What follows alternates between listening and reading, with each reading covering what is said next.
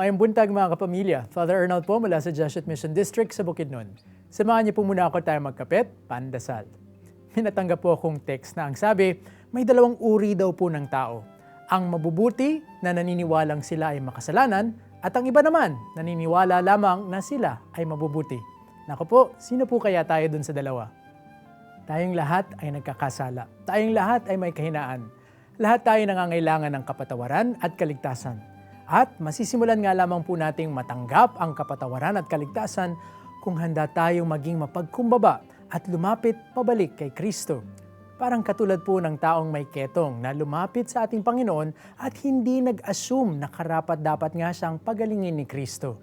Sa kanyang pagpapakumbaba, ang naging tugon ni Jesus sa kanya, ibig ko na luminis ka.